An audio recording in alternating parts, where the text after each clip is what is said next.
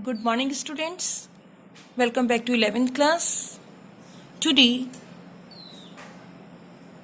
of second chapter as already we have started. All of you know basic concepts of economics. This is second chapter, and today the topic is sustainable consumption. Yesterday I have told you about consumption. Today I am telling you sustainable consumption. Now children, all of you know the meaning of consumption. Consumption is the act of using goods and services to satisfy human wants, or you can say consumption is the direct use of goods and services in satisfying human wants. Now sustainable consumption, it is also a type of consumption.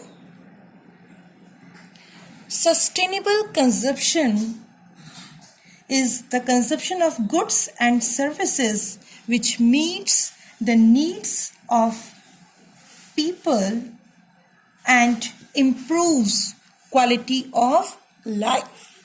The main thing that improves quality of life without having any adverse impact on the environment, over the environment and needs of the future generation.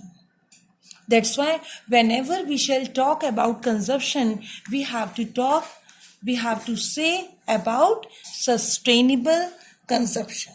Okay, children?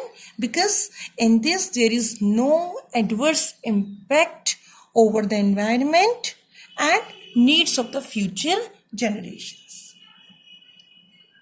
As all of you know, that current consumption pattern in most of the countries are destroying the environment because we are using chemicals, fertilizers, pesticides.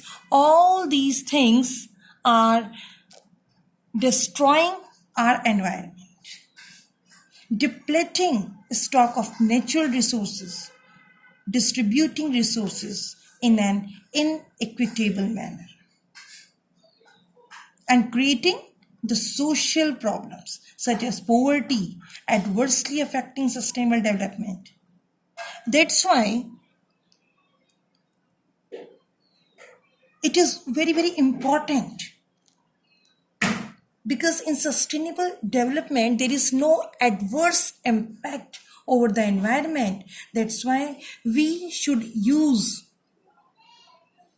some solutions so that we can attain sustainable consumption.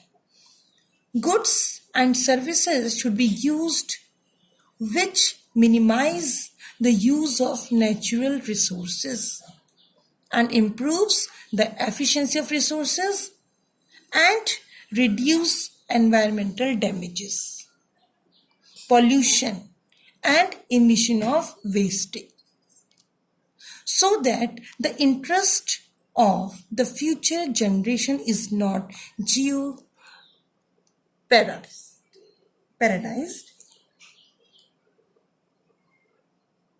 We should consume those goods which are more efficient in resource use and are less polluting, because we have to be very, very careful about our environment. And it will improve the quality of life. Now children, main focus we have to do on the quality of life in sustainable consumption. That's why it is very, very important. Now, significance of consumption. In this we shall do the 4 points. The first point is that consumption is the primary motive for economic activities. All economic activities like production, exchange and distribution arise due to the consumption requirement in an economy. This is the first point. Economic activities, children, all of you know, related to money. Okay? And non-economic activity as psychological satisfaction, happiness, sadness, all these are non-economic activities. But in economic, you will relate to money. Then second point, Consumption is the end purpose of all economic activities. Why it has been said end, children? Because whatever is the process is done in production, at last the consumer consumes it, and the production whatever has been done, it is the finished good. That's why it has been written end purpose, because here consumer will consume and use it. That's why end. Then third point, that consumption shows the index of standard of living.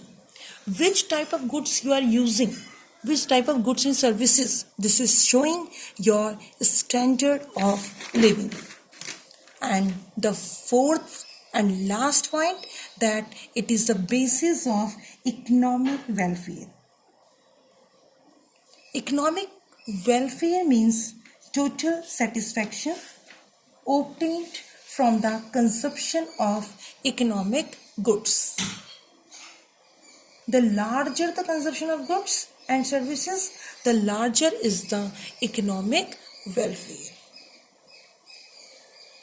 Now children, the last point also I will tell you that it is the major determinant of employment. I have not mentioned it because I want to explain it especially. That's why consumption signifies that it is showing employment.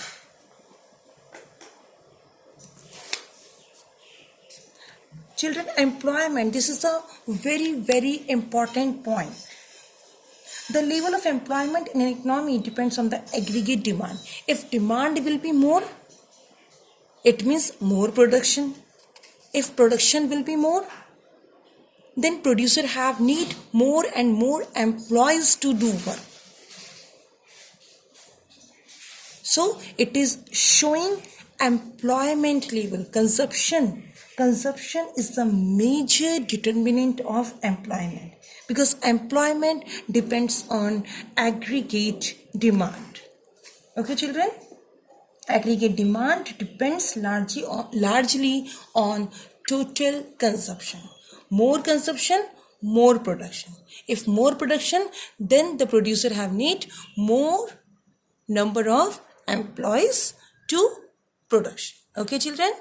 Now all of you do the meaning of sustainable consumption, then significance of consumption. Today you have to do this. Okay? Thank you.